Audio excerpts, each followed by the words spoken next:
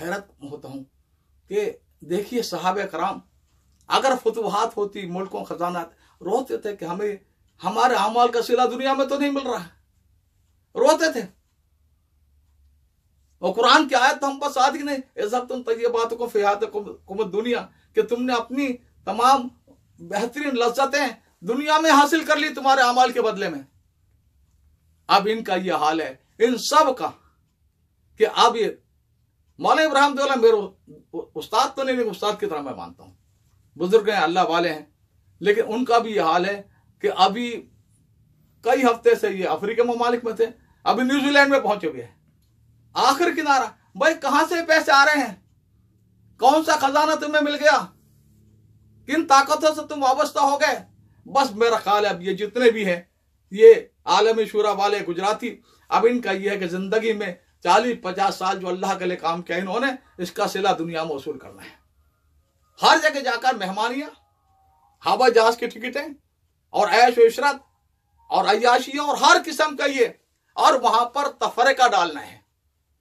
मौलाना साहब की कीमतें कर दी हैं दामत बरकातुहुम, और मुसलमानों के अंदर में एक असबियत जहालियत वाली तबलीग। असबियत जहालियत में बार बार कह चुका है, ये कुफ्र से ज्यादा शदीद है। देखिए मुसलमा कज़्ज़ाब का मैं वाक़या बयान किया था, जब 700 हुफ़ाज़ शहीद हुए और इतना बड़ा फितना का इसने पैदा किया था मुसलमा कज़्ज़ाब ने। जब जंग दिन में होती थी, जब जंग वक्त खत्म हो जाते, जरूरियात जिंदगी में, एक तरफ सहाबा का एक ग्रुप जा रहा है, एक तरफ उनके लोग आ रहे हैं। एक सहाबी ने पहचान लिया, अरे तुम वही हो ना जो बनी हनफिया के कबीले में हुजूर के पास मदीना आते, कहा फला जगह ठहराया था, फला तुम्हारा अमीर था सब। अब क्या बात, हुजूर की रिसालत में शौक होगा कि नहीं, आप अल्लाह के सच्चे नबी है, तो क्या मुसलमा पर तुम ईमान लाए वो अल्लाह का सच्चा रसूल है कि नहीं, सबसे झूठा आदमी है, बदबख्त आदमी है। फिर क्यों, तो अजीब बात उसने कही।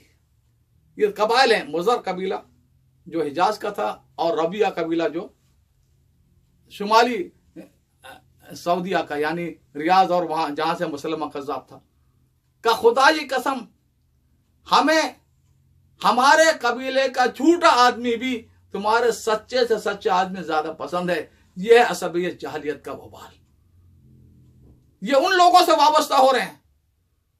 रायवन में क्या है, हाजी अब्दुल वहाब कैद में है, अभी वो गए थे वहां पर एक मस्जिद के इफ्तिताह के लिए, वहां पर इस्लामाबाद रावलपिंडी, तो वहां पर कुरैशी बिरादरन के पास 2-4 घंटे ठहरे। उन्होंने सारे हकायक बताएं कि आपको अंधेर में रखा जा रहा है, आपको नाम पर क्या क्या ये दुनिया में फैसले भी कर रहे हैं और बातें भी फैला रहे हैं, और क्या क्या कर रहे हैं मुट्ठी पर, जिसमें सबसे बड़ा मुजरिम ये फहीम है और यामीन है।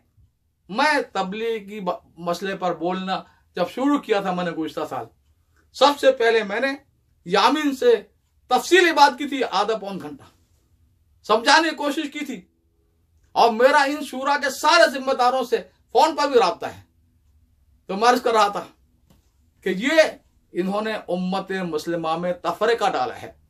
अब अल्हम्दुलिल्लाह दुनिया समझ ली, पाकिस्तान के बहुत सारे दोस्तों के फोन आ रहे हैं कि हमें कहां फंसा दिया इन नालायकों ने, ये दुनियादार लोगों ने, जिनके सामने सिर्फ माल और शोहरत का हुसूल है, जो अल्लाह के लिए कदम नहीं उठा सकते।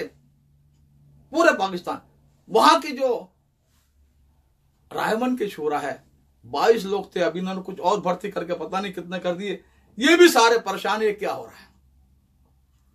वहां को उलमा अहलुल्लाह परेशान है, मेवात के परेशान है, सरहद के परेशान है। मैंने उनको अर्ज किया आप दारी जाइए निजामुद्दीन, और हिंदुस्तान के वीजा नहीं मिलता तो हजरत मौलाना साहब जब बाहर निकले, दुबई में आए, कतर में आए, या किसी और मुल्क के वहां जाकर मिलिए, ये लोग आपको भटका कर गलत रास्ते पर डाल रहे हैं। अब्दुल वहाब दामत बरकात, उनके फरिश्तों का खबर नहीं, उनके नाम से क्या क्या चीजें चला रहे हैं। मैं चैलेंज देकर कहता हूं, ये जो फैसले करेंगे फला जगह, कब फैसला हुआ, कौन सी तारीख को, कौन फैसला था, पहले मैं सवाल पूछ चुका हूं। तो ये सिर्फ जो है असबियत जहलियत वाली तबलीग है, और सिवाय नुकसान के इससे उम्मत मुस्लिमा कोई भला नहीं हो रहा है।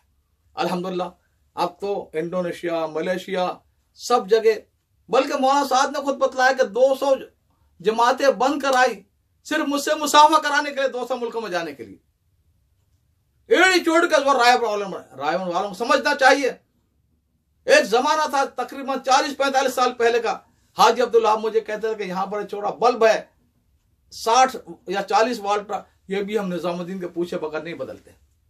ये छोटा काम रायवन मरकज कब से बन गया? कौन था यहां पर? जिंदगी पर हाजी साहब समेत पूरे रायवन वाले निजामुद्दीन के ताबे रहे और निजामुद्दीन के अहकामात की पैरवी करते रहे जब तक अल्लाह की मदद उनके साथ थी। जब से खुद सरी इनके अंदर में आ गई है और ये समझते कि हमारे पास माल है, वसाइल है, हम एक आजाद मुल्क के रहने वाले हैं, इससे दीन का काम नहीं चला कभी भी। माल से नहीं चला, वरना हुजूर का सोने का पहाड़ अल्लाह देने के लिए तैयार थे। वसाइल से नहीं चला, दावत चलेगा कुरान से, दावत चलेगी अल्लाह के लिए रातों को उठकर रोने से।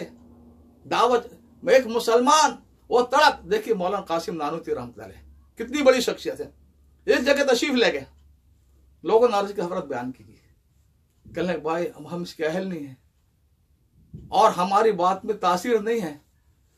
बयान करना हक तो इस्माइल शहीद को था। वो जहां जाते जिन लोगों को चाहते थे कि अहले बिदअत, बादशाहों को उनके दरबार में हक बात कहने का हक उनको था।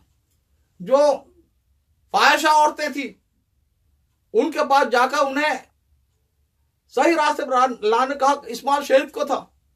लखनऊ जैसे जो शियों का मरकज था, ईदगाह में बयान किया और जुर्रत के साथ तरदीद की सारे शियत के गलत अकायद की। एक शी नौजवान कुछ खड़े हुए कहने लगे हुकूमत तुम्हारी है, फौज तुम्हारी है, वसाइल तुम्हारे पास है, लेकिन एक आदमी निहित आदमी लाखों के मजमे में यकीनन ये हक पर है। तो इस्माइल शहीद पाक मौलाना कासिम नानूती कह रहे हैं। और फिर एक अजीब बात हजरत ने फरमाया कि भाई अगर एक आदमी को जोर से पेशाब आया हो तो ज़ाहिर बात है इस हालत में तो इबादत का भी हक नहीं है। मना किया अगर नमाज मत पढ़ो, पहले हाजत से फारिग हो जाओ। अगर तकरीर कर रहा तो उसकी तवज्जो उधर होगी अपने पेशाब की तरफ, या पाखाना जोर से आया तो उस पर होगी। कोई काम कर रहा तवज्जो उसकी वहीं होगी। तो अगर तुम्हारे दिल में इतनी भी तलब इतनी भी नहीं है कि लोग कैसे अल्लाह को पहचाने, कैसे ईमान लाए, तुम्हें तकरीर करना कोई हक नहीं, तुम्हें बयान करना कोई हक नहीं, चाहे 6 नंबर करें या जो भी करें, तुम्हें कोई हक नहीं है। इतनी भी तलब साहब कराम कैसी रात भर रोते थे उनके लिए कि अल्लाह इनको हिदायत दे।